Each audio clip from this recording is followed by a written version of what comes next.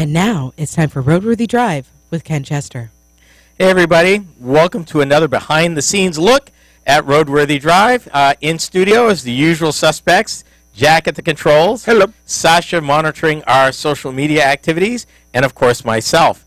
For breaking news this time, let's see, do I have this right? Yes, a toll road tries surge pricing and Uber expense, a very Uber expense. We talk about an $18,000 ride. Huh? Yes.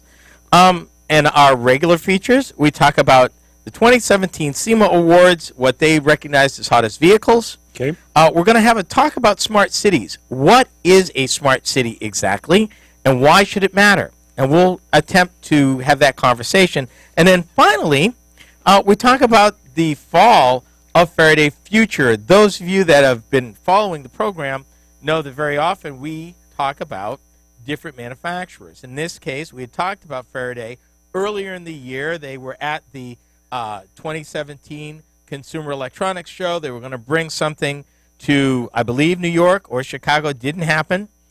And it's kind of a sad tale, but it's a cautionary tale, and we will talk about that at length. That and our usual antics right here on RoadWorthy Drive Behind the Scenes, and we're so glad you could be with us. Jack, 11 minutes?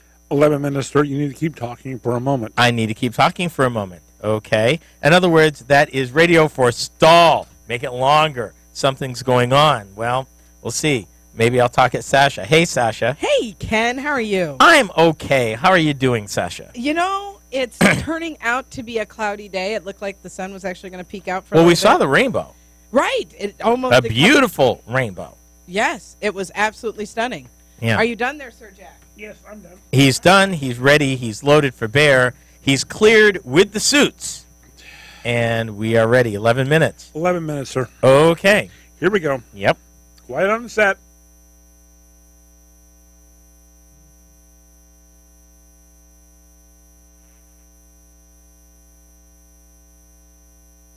Do you want to go faster? Yeah!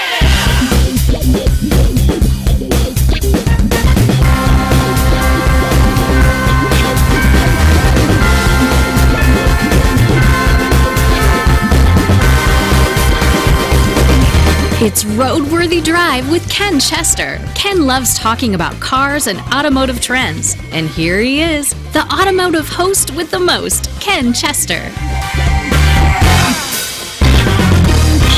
Welcome to America's premier automotive news and information talk show. I'm your host, Ken Chester. Thank you for joining me for this hour. Regular listeners know that I pack each and every one of our visits with information and insight, talking about things that you need to know as a tech-savvy consumer in this fast-paced world we live in. I'm all about sharing the news you can use today while explaining things in plain English. As usual, we got plenty to get to, but first, for those of you that desire to join in the conversation, you can text or call me anytime on the RoadWorthy Drive line. That number, 872-222-9793. If email is your forte, no worries. My email address is ken@roadworthydrive.com. In either case, feel free to drop me a line. I'd love to hear from you. Now, during my breaking news segment, in a few minutes, a toll road tries surge pricing, and whoops, a ride-sharing service charges $18,000 for an 11-mile ride. You're not going to want to miss out on either of these. For the second segment, I report on the 2017 SEMA Award for hottest vehicles. Later, it's all about smart cities. What exactly does that mean anyway, smart city? We're going to try to pursue that and try to come to some consensus. Finally, if we have the time, I will wrap up this hour with the fall of Faraday Future. It's a cautionary tale, and you don't want to miss any of this that's coming up. As usual, we're all about safety here at RoadWorthy Drive. As a result, we have a capable adult manning the controls when the show is underway. That man who makes sure the right things happen is none other than my good friend and RoadWorthy Drive executive producer, Jack DeLeon. Hey there, Jack. Hi, Ken. Merry Christmas. Thank you, and Merry Christmas to you too, sir. Thank you very much. I noticed before we got started there was a little pre-production issue over there. You got straight? Yeah, there was a little pre-production issue we had to take care of, but, Okay. we've got it all taken care of. Things are good? Life is wonderful. Tires are on the concrete. We're ready to go. So, Yeah, shiny Ken, shine up, dirty side down. Yep. Okay, Okay. Ken. Let's start with this. Uh-huh. I need you to explain to me what this Virginia toll road surge pricing is. Okay. Well, let's start with the story, and then I'll get into it. Okay. Apparently, earlier this month, the state of Virginia opened up their express lanes that required 2 more people. In other words, what they call HOV lanes. Right. 2 sole drivers. If you're one person in the vehicle, they open it up to you, but with a caveat. The caveat is you were going to pay what they call a toll based on dynamic pricing. The more vehicles in that lane, the more money you were going to pay. I'll let that sink in. Basically, they said it's a toll for single occupant cars, subject to demand that changes every 6 minutes. On December 5th, for a few minutes during one of its cycles, for that 11 miles, it reached $40. No. Right? No, I'll be over in the next lane over. Well, here's the thing. If you just carry one person with you, you can drive in that lane for nothing. Well, I understand that, but let's face one thing. Out in California, years ago, when people got busted for it, they used to put mannequins in there. Yep, I remember that. Mm-hmm. How do I say this nicely without getting myself in trouble? Dolls. Yep. Oh, my. Or just cardboard people. Yeah, well, here's the thing. According to the transportation officials, the high price toll is less about money and more about changing consumer behavior and reducing congestion. Now, here's the thing. When they put this in effect, the average speed on that interstate went up and the average dwell time went down. So they were making some progress.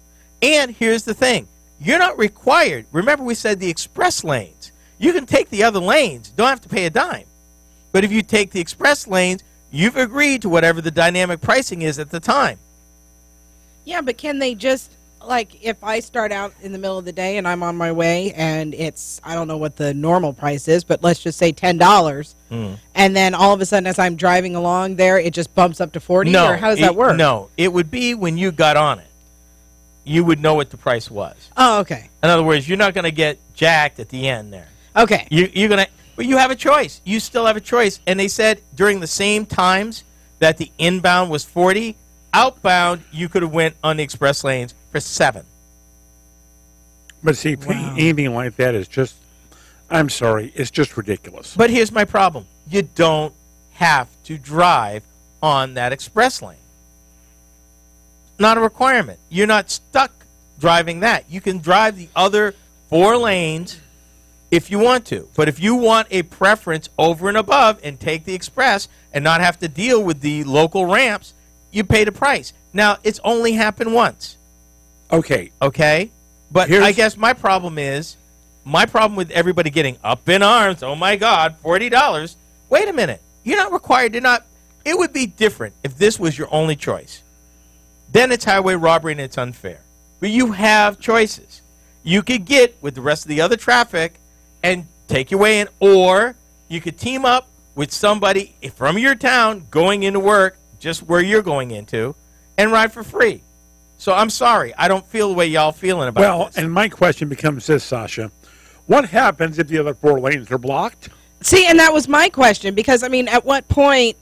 okay, but stop. If you have to get over, like, let's say I've been traveling in that traffic, right? So let's say I had to get over because somebody veered in, and then it took me that long to get back out. I didn't mean to go into the express lane. Okay, first of all, let's clarify something. Okay. You can't in and out the express lane. Okay, so it's separate. That's why they're called express lanes.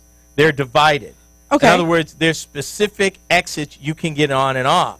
The reason why they're called express lanes is in this 10 miles, there may be 5, 6 exits, local exits. Okay. This express lane doesn't have them. You get on up there, you're going all the way into D.C. Okay. All right. Okay. That's the thing. So if you're going back and forth from out 10 miles out into D.C. and you don't want to fool with the traffic because you need to get there at a certain time, then you take these. Up till the end of November, you didn't even have a choice as a sole driver to use these lanes. This is the first month. Okay, so you're saying, like, there are I'm assuming there are signs saying that Yes. if up to the express lane, Yeah. saying that this is how much it's going to be if you're traveling alone. Changes every 6 minutes. Okay, then you know what? No, I'm with Ken on this then. Okay, Yeah, and that's fine. But we got to move on. Sasha, Yes, sir. I would think you and I need to get in on this deal. Okay, what deal are we talking about? $18,000 for an 11-minute ride.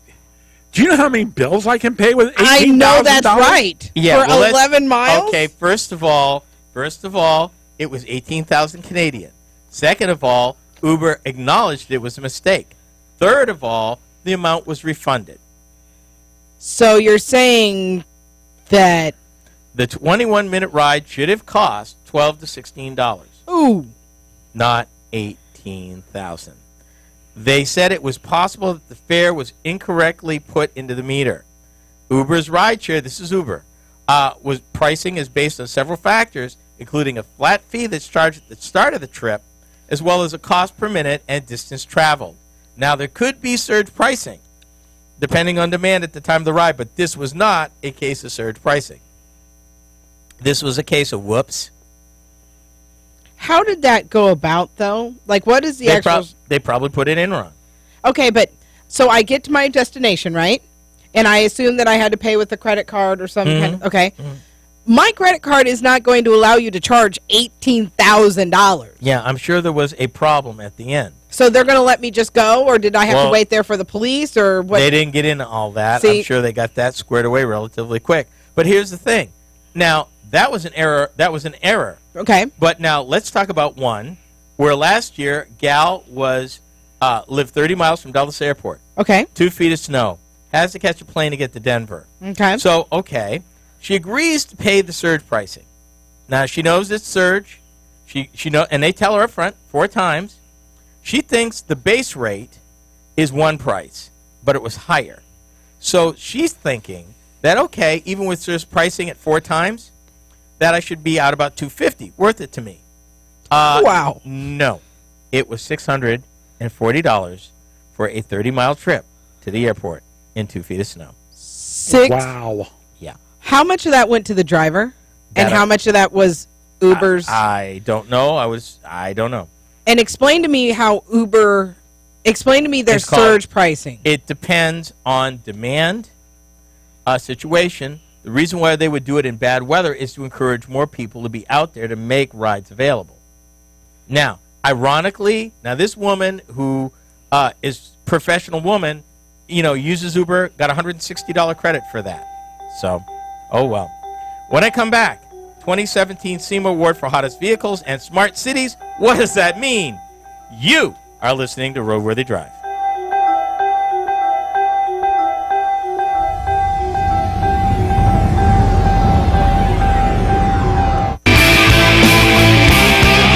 This is RoadWorthy Drive with Ken Chester.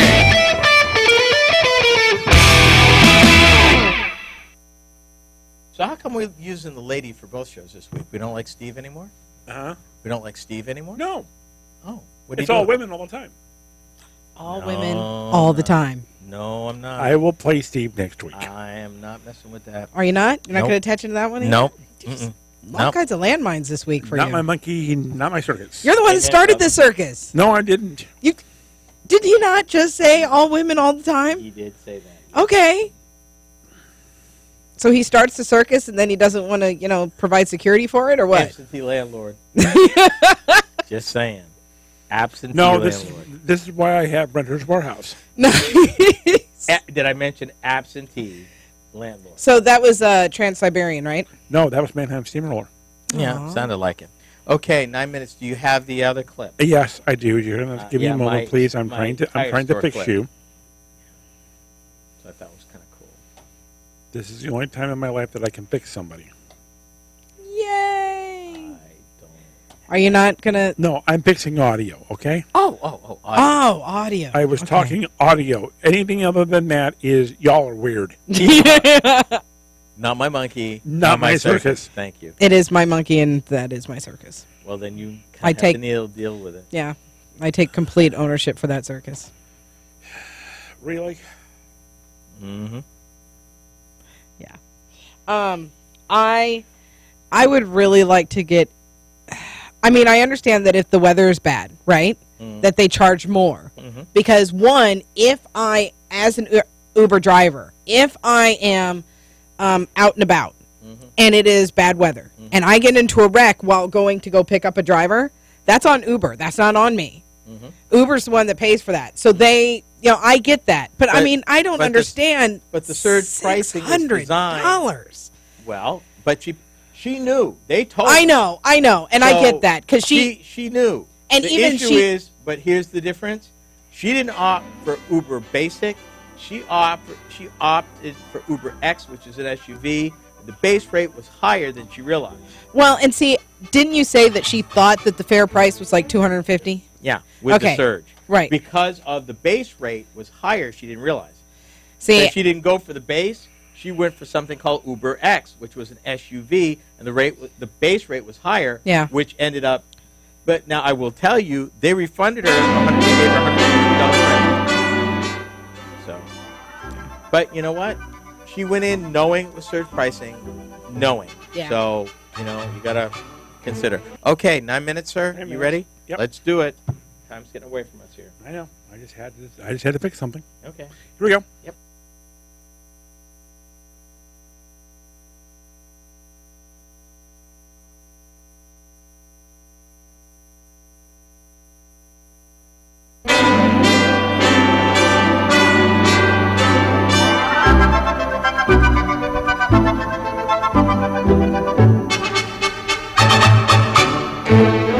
It's beginning to look a lot. Okay. I mean, everybody's complaining about the business today. Okay, it's rough. But what are they doing about it? I mean, for the customer. After all, he's spending the money. Well, this is a Sunoco tire store. This is called I'm going to tell you mistake. what I'm going to do about it. Mike. Okay. You want to do it over? Yeah, we're going to do it over. Okay, hold on. Yeah, you got to reset, buddy. Yep. Okay. When you're ready. Hang on. I got to fix something else first. Okay. Yeah. When it's live, this is what happens. Technical problems, glitches, hiccups, and oh my. This is a case of oh my. Yeah, it is.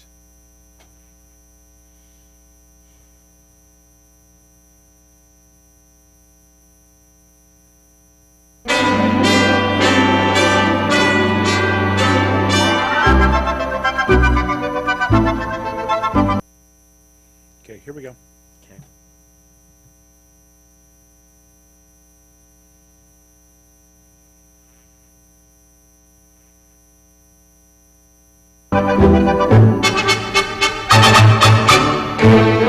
It's beginning to look a lot like Christmas everywhere you go.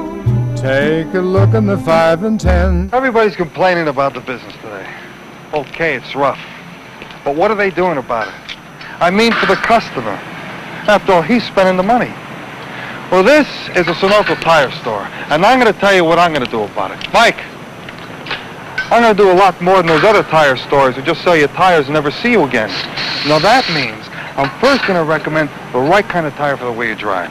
After all, who knows more about the way you drive than me, the guy who services your car? Then I'm going to give you my best deal, and I can put it on your Sunoco credit card. Then I'm going to balance those tires for you, no charge. And from there on in, I'm going to be right here to look those tires over, every week if you want. Now, I don't know of any other tire store that's going to do all that. Maybe that's why they're complaining. Me, I'd rather be working. So come around, try me. I can be very friendly. Welcome to segment 2 of this hour of Roadworthy Drive. I'm so glad that you dropped by. I'm your host, Ken Chester. Now, you may not realize that one of the biggest events in the automotive industry isn't even open to the public. It is held each year at the Las Vegas Convention Center, covers approximately 3 million square feet, with hundreds of vendors and tens of thousands of attendees. It's the SEMA show, held every November now for 51 years. The last one just ended here back last month. It's sponsored by the Specialty Equipment Manufacturers Association, and I was fortunate to attend the show last year for its 50th anniversary. It's amazing. I was impressed overwhelmed, all rolled into one. And you know what? I want to go back. I just want to go. Oh, it's awesome. Jack, it's awesome. You can't begin to put it all in perspective. There is just so much. And I'm not even starting to talk about the TV celebrities that are there, the various other celebrities that are wandering around. I mean, it's phenomenal. It's a trade show, but it's huge. And the funny thing of it is, the public's not allowed in. You mentioned that. I know, but it's just crazy. But anyway, one of the things that they do is they have their members, which represents pretty much of every corner of the automotive aftermarket industry, vote on what they consider to be the hottest vehicle of the year. Now, there's 5 categories: hottest truck, hottest 4x4, hottest sedan, hottest coupe, and hottest hatchback. Hatchback? Hatchback, yes, sir. Now, what they mean by that is they want to talk about which original equipment manufacturer vehicles are the hottest new and emerging vehicle platforms for accessorizing, modifying, and customizing, which makes sense because that's what they do. Correct. Well, any guesses? Hottest coupe. I'll let you guess. I would have no idea. Chevy Camaro. Okay, I can see that. Okay. I'm a little disappointed with the hottest sedan, but okay. Hottest sedan. Gotta be Hyundai. No.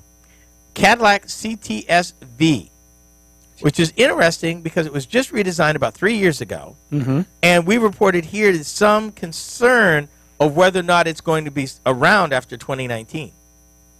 Interesting. Now, let's see. Hottest hatchback. I'm going to say Ford Focus. Dead on. Ford Focus. My wife drives one. That's how I knew that one. Yeah. Hottest 4x4. The Ford F-150? 4x4 SUV, I'm sorry. Oh, Ford.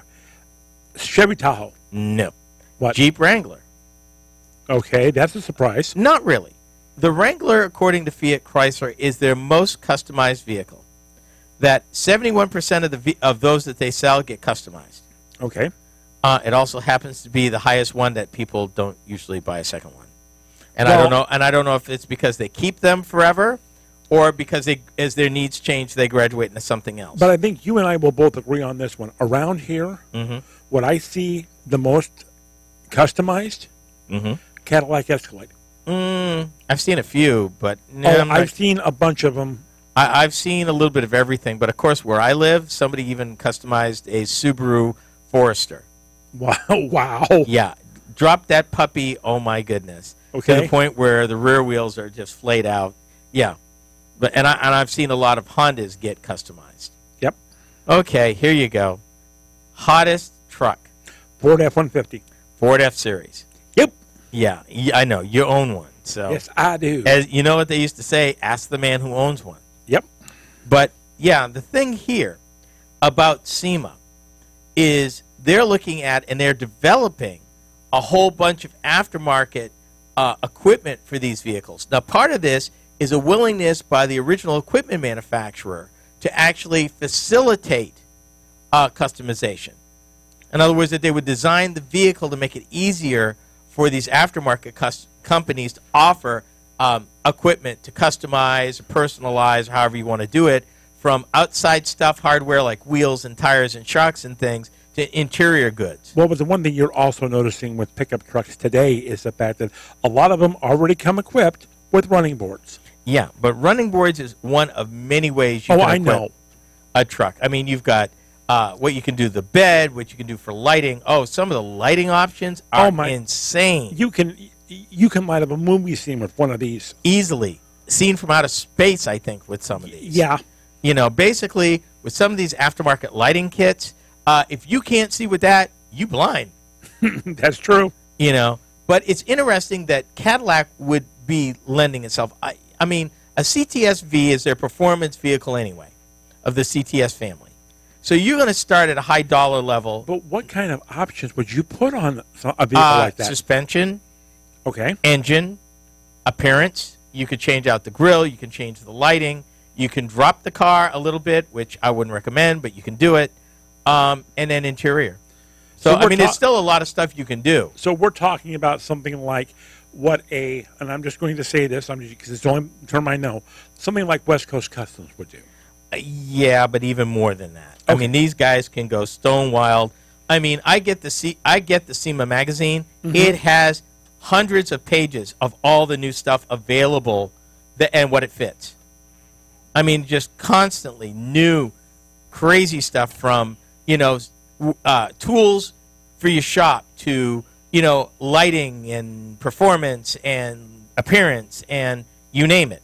There's just plenty going on out there, regardless. I would have thought the Dodge Charger, though, myself. Well, that one I would agree with, but what you're basically telling me is that anybody with any year of car, if we could do it, we could trick out Sasha's minivan. God help us all, but yes. Okay. Not that we'd want to. That's when you cue in that song, It's Hard to Look Cool in a Minivan? Yeah. Hey, there's no haters here. We got love for minivans, too. No. Aw. No. Oh, well. But SEMA, folks, it's an amazing time, and we'll be talking about that down through the year. And I do hope to get back maybe in 2018 because it's amazing. You're taking both of us with you. Yes. You think? Yes. Yes, because I'm going to see to it that the suits say yes. Oh, well. Well, folks, when I return, smart cities. Do you live in one? And later, the fall of Faraday Future, a cautionary tale. Roadworthy Drive with Ken Chester is heard exclusively on the Roadworthy Drive Radio Network. Happy holiday, Happy holiday. while the merry bells keep ringing. Happy holiday to you. Roadworthy Drive with Ken Chester is America's premier automotive news and information talk show.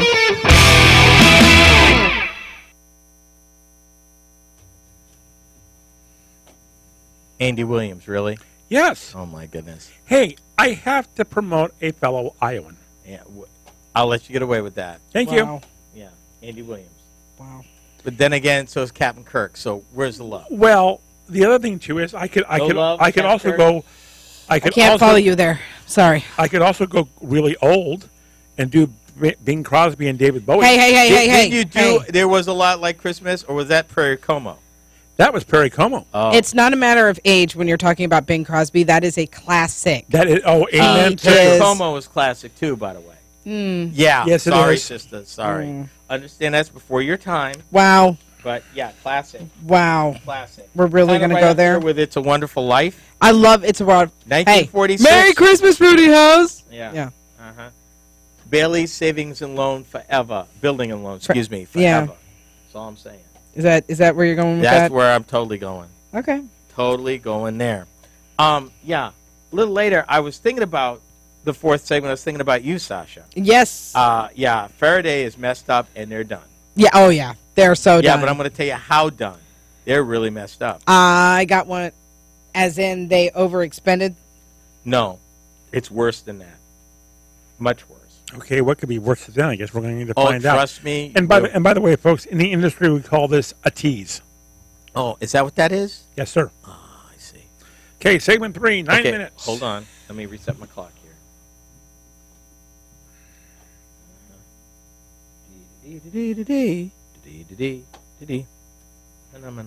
Okay, I'm ready. Okay, we ready to go? Okay, you're going to have to hold on for a second. I'll do Take that. breaks. Okay, here we go. Got 'em. Okay.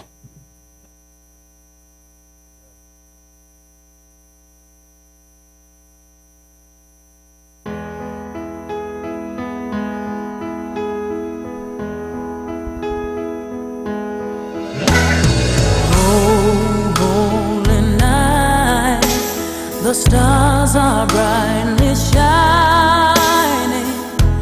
I got to figure out who is that anyway. Mariah Carey. That's what I thought. Wow.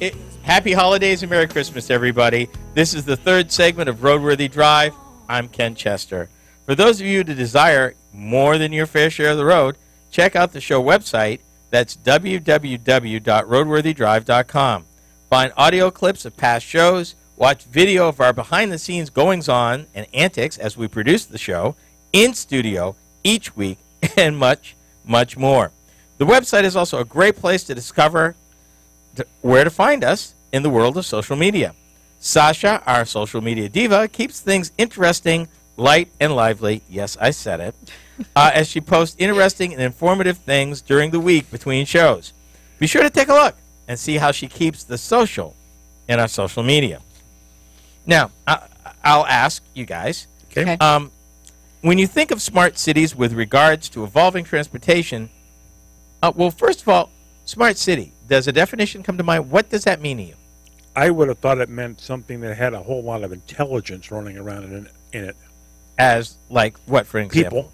Oh, Okay. intelligent people in a large gathering? That's not a thing. Okay, what about you? Sasha? I actually, when I think about an infrastructure that is actually uniquely connected to transportation, you want to talk about people that are, the cars are connected to the grid, very integrated Internet of Things, vehicle to infrastructure, vehicle to vehicle. Vehicle to everything. Yeah, vehicle to everything. Yeah, here's the thing, and this actually may play right into Jack's concerns. In fact, more so the city than the autonomous cars we've been talking about. Okay.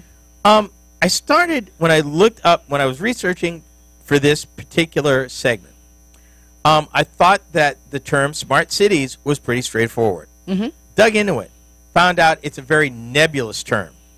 Really? Extremely nebulous.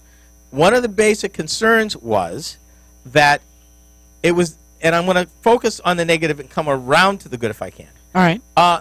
That there are social professors concerned about the negative impacts of a city so connected. Yeah. That the risk of collecting all that data, who has the ability to look at it, is it getting used in the right way, what rights or controls do people have for data. For example, you're waiting at a bus stop. I am. And that you've got a camera there that records you at the bus stop. And maybe it knows because you scanned your ticket where you're going. And maybe it, can track you, theoretically. One of the things, and in fact, it mentions Kansas City at length, one of the pieces that I found. Okay. Some Really? examples, yes. They're considering Kansas City an integrated. Well, Kansas City has a test. They just recently launched a 2.2 mile, not a subway, but a trolley line. Oh. It's an intelligent trolley line now against 2.2 miles against a metropolis that covers 2 states and 350 square miles. Ain't much, but they talked about the challenges, the vendors, the interconnectivity. That project was going to cost the city. Well, the project cost $15 million. The city put up 3.7. Okay.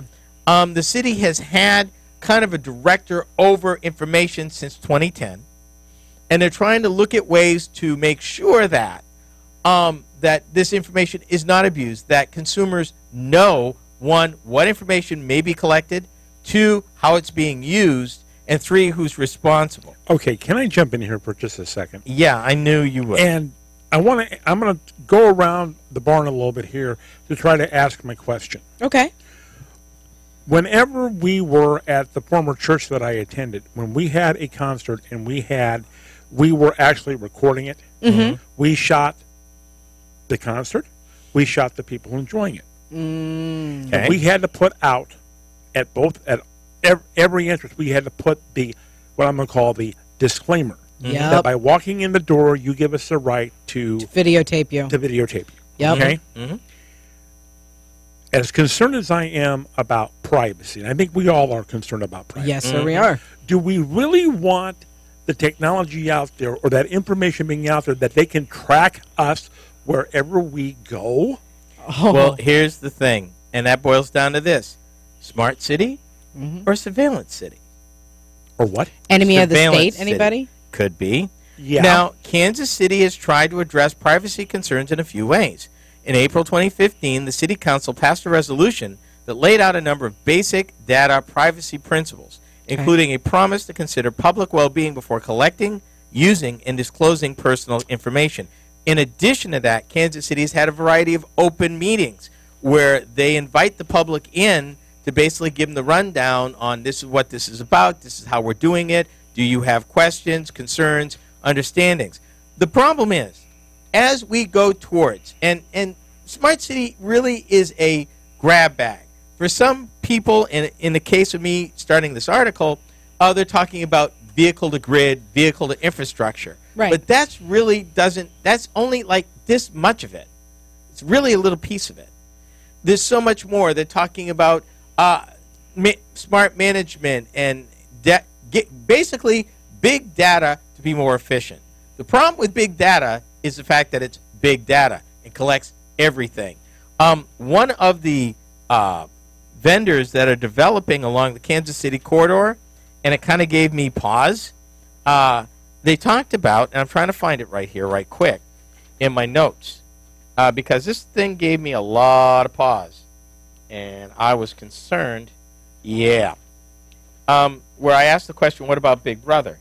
And we talked about that. Hold on, I cannot find it. Well, and but go ahead, talk. Yes, help yourself. Right?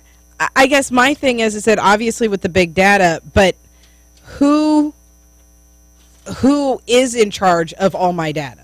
Like when it says Sasha J. Little is getting on the number 6 bus, and she gets on the number 6 bus Monday, Wednesday, Friday, and she is gone on the number 6 bus from this time to this time, and then she catches the number 8 bus, which takes her 27.5 miles away from her home, and she is gone from her home for so long. Okay, first of all, they're not collecting data at that level. Okay, but when you were saying that it could track them, well, that was one of the startups. Okay, was looking at using this stuff in Kansas City to track somebody, for example, who maybe had Alzheimer's they couldn't find. Yes, that scared me. Yes, for exactly what you just said. There it is. Drones, for example, could help the city save money on searching for an elderly person with a mental disability who goes missing.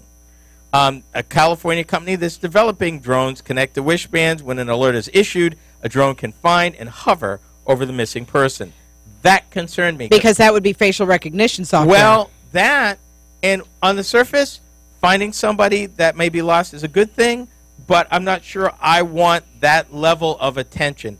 And that really is something that we'll continue to talk about. It's another subject in the Internet of Things and all this stuff swirling, and we'll keep tabs on it.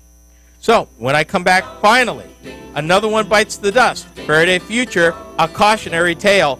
Don't touch that dial. You're tuned to Roadworthy Drive with Ken Chester. Have a holly jolly Christmas. It's the best time of the year. You're tuned in to Roadworthy Drive with Ken Chester.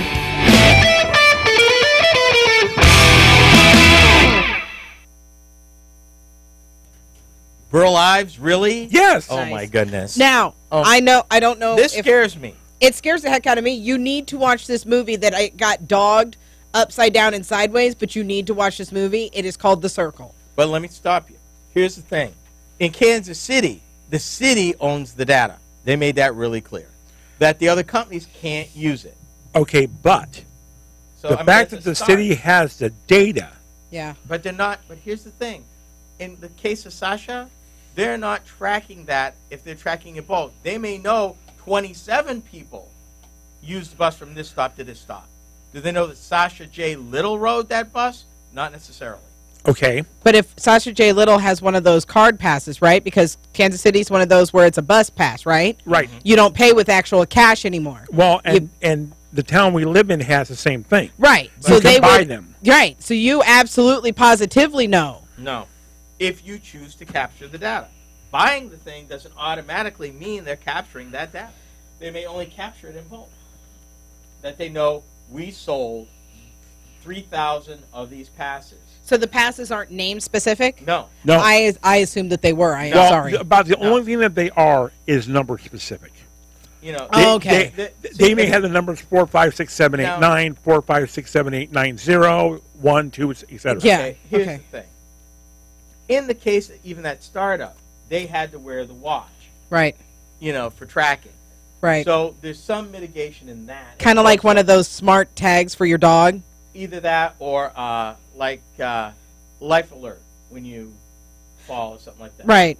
I mean, so, yeah, what we need to do, and I think this is another example of an ongoing conversation that we've had here at Roadworthy Drive. Many as times. Transportation and mobility and smart cities blur together, the Internet of Things blurs together, big data is a concern regardless of whether you're behind the wheel, in a vehicle, being transported from point A to point B. Okay. And it certainly should be an ongoing conversation you should have with your municipality. Okay, Ken, I want to go back to something you talked about in that segment. Mm-hmm. Having somebody near and dear to me that had Alzheimer's. Mm-hmm. I do too. Why would it not be a good thing to be able to have a drone that would be able to hover over them, watch them until somebody could get there that could help that person get back home? I would want very clear terms of engagement. Yep. Okay. Any kind of information aggregation. The fact that they would not use that in a way that could harm a very vulnerable citizen. Okay. And I can see that. I'd want to know in detail. My mom, too, has dementia, and she's in a facility and very safe. But for the first 7 years before, when Dad was trying to deal with it, Mom was at risk, and they live in the country. I got concerns. Not saying that the problem with systems, no matter how well-intentioned, is not so much the well-intentioned use, it's the possibility of it being hacked, abused, or used for somebody's personal vendetta. Yeah, and that's my problem. They look for a segue to initiate what they are seeing as the broader picture. Because, yeah, it's going to come out that this is only going to be for those that, they suffer from mental issues or such like that. And that way, there's a nice, safe, faster than, typical. So that way we can alert you that your loved one is safe and we can find them. Are. Yeah. Then it's going to move up to, well, now you don't necessarily need a tag. Just give us their picture. And then you run into facial recognition. Well, they've got facial recognition now, darling. Yeah, but not to the... Yeah, they do. So we really are in enemy of the state. Yeah, we're there. We are there. Yeah, because they did facial recognition back whenever the Boston bombing was. Mm-hmm. That's how That's how they figured out who the two guys were. The key that we need talking to your mic, Ken. And last thought. The key we need to keep in mind is to engage our public officials and to make sure and take an active role as concerned citizens that this data is being protected and that we remain vigilant. It is the time we're in. And you need to make decisions personally about who you share certain information with. You can't expect privacy if you're telling all your business out there on Facebook. I know that's right. I mean, and then going to scream about, no. You start by being very careful about putting it out there. Number one. And number two, you read these agreements where that you're going to have to sometimes read the fine print about what they're willing to do and not. And sometimes they give you the ability to opt out. And sometimes you need to opt out. And sometimes you just simply need to say no. Delete your Facebook account. Yeah. You know what? You can't do that anymore. You cannot just delete your Facebook account anymore. You can request to deactivate it. And if you absolutely want to delete it, like I still have my Facebook the Facebook account from when I sold cars, that's still up. I requested them 7 times to delete that account because I have no control over it. It's not up. It's still liking pages, though. Still liking, like, new pages that are just coming up.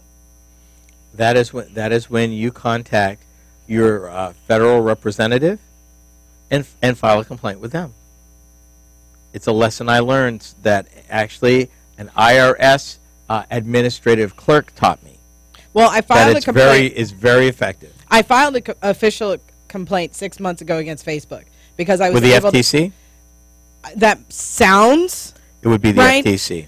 But I took screen caps for like 3 months of activity that was going on that account. I have no control over it. I took screen caps of my emails to Facebook asking them repeatedly, delete this account. But they took away your ability. You can't just go in and delete your account now. You have to request. You can deactivate it, but you cannot delete it. And the fine print on that, if you try to delete it, all those photos that you uploaded to Facebook are no longer yours. The minute you upload anything to Facebook, it's not yours anymore. Things to know, people. Yep. Wow. Things to know. That's why I 8 minutes, 50 seconds. Last piece. This ought to be interesting. Sasha's going to want to know all about this. Okay. Okay. Let's do it. This one, if he gives me any crap about, you ain't living. Ooh. And I don't mean life and death. I'm talking about if you badmouth this individual, we're going to have a problem. If it's George Bailey, we ain't going to have no problem. Wow. No. No George Bailey? Oh, No. Here we go. Come on.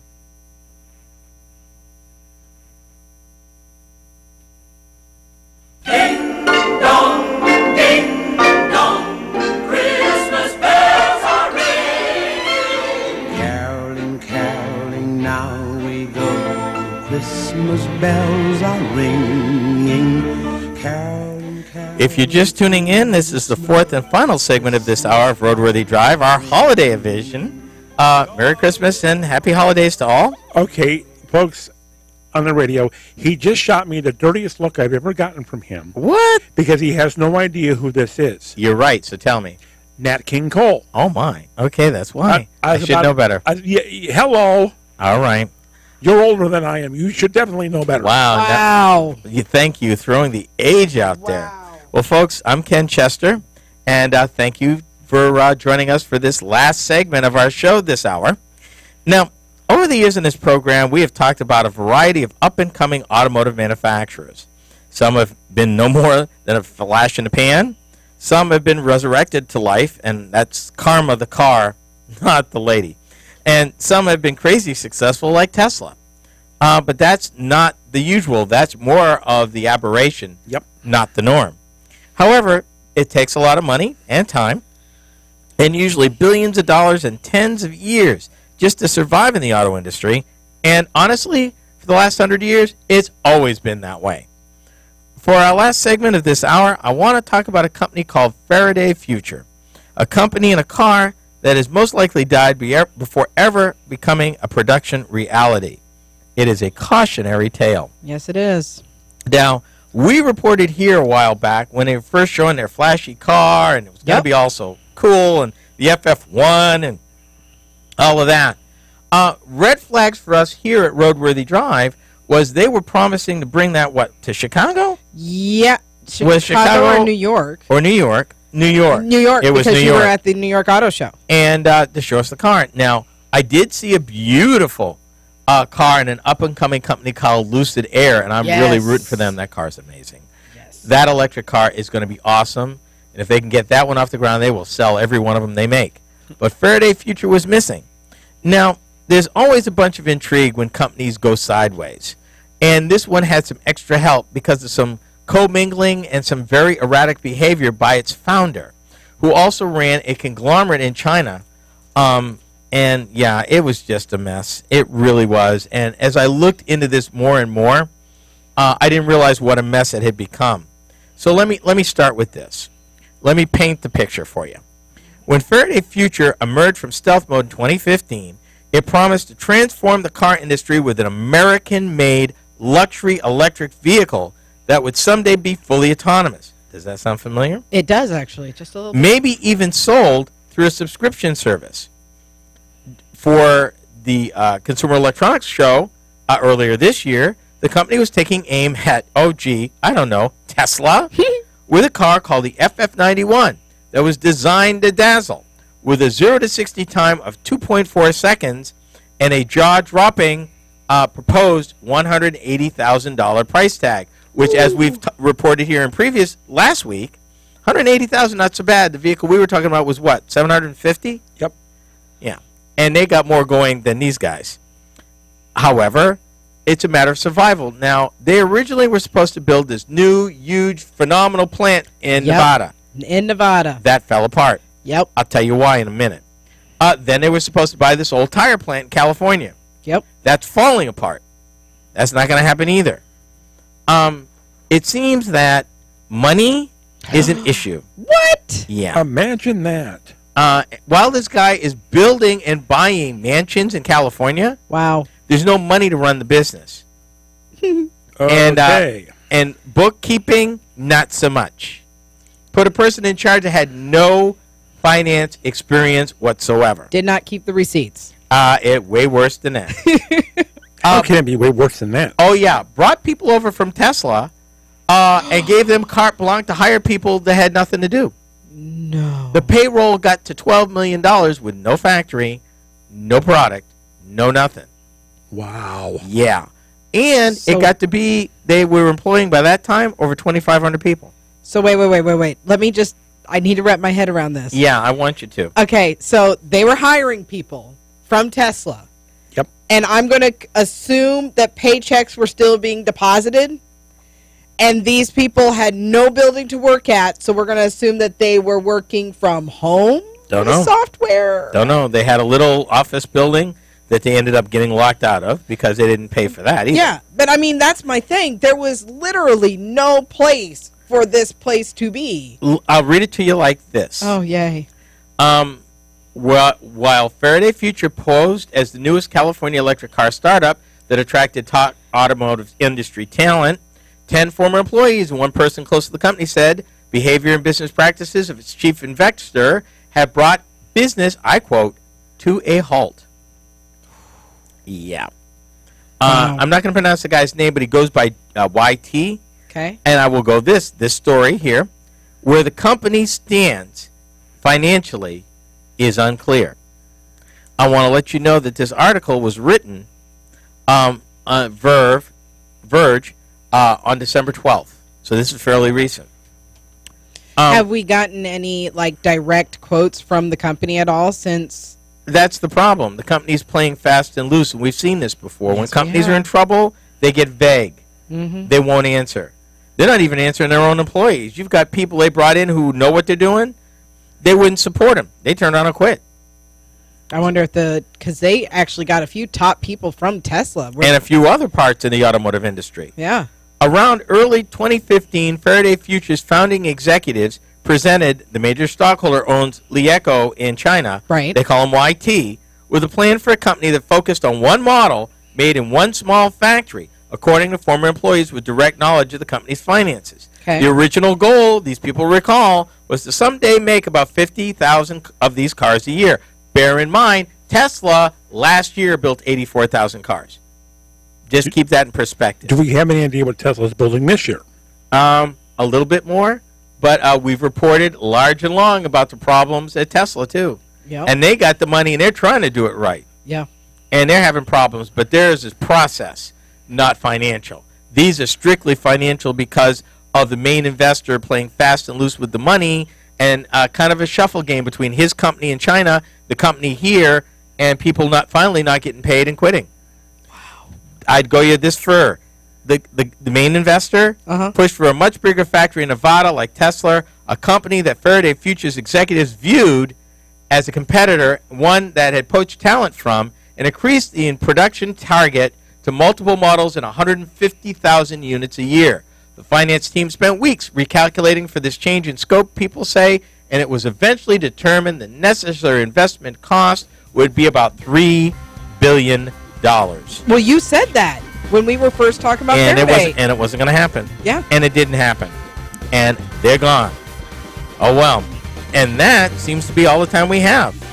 On behalf of Jack, Sasha, and myself, thank you for tuning in. You have been listening to RoadWorthy Drive with Ken Chester.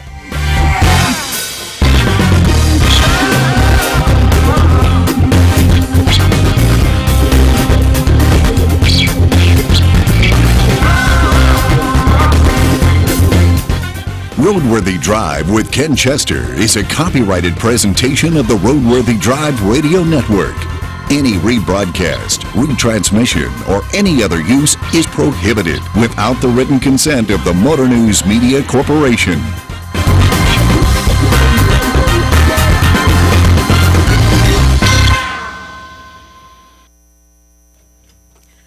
Basically, YT was playing fast and loose with what little money there was and hoodwinking everybody.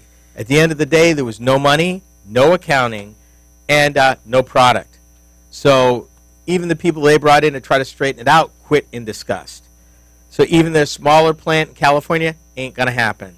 So unfortunately, Faraday Future got sunk by the very guy who was trying to make it happen, because he was playing fast and loose and getting very vague with the people he needed to give solid answers to. So one more company bites the dust, but in this case collapsed under its own weight as opposed to any competitive problems. Oh, well. Wow. On behalf of Jack, Sasha, and myself, Merry Christmas, Happy Holidays, and thanks for watching. And we will see you guys in a couple of weeks. We're not going to be around for the next 2 weeks. We will see you again after the new year starts in January. What? So be safe. Please be careful. If you drive, don't drink. And if you drink, don't drive. And we will see you in 2018. See you later. See you.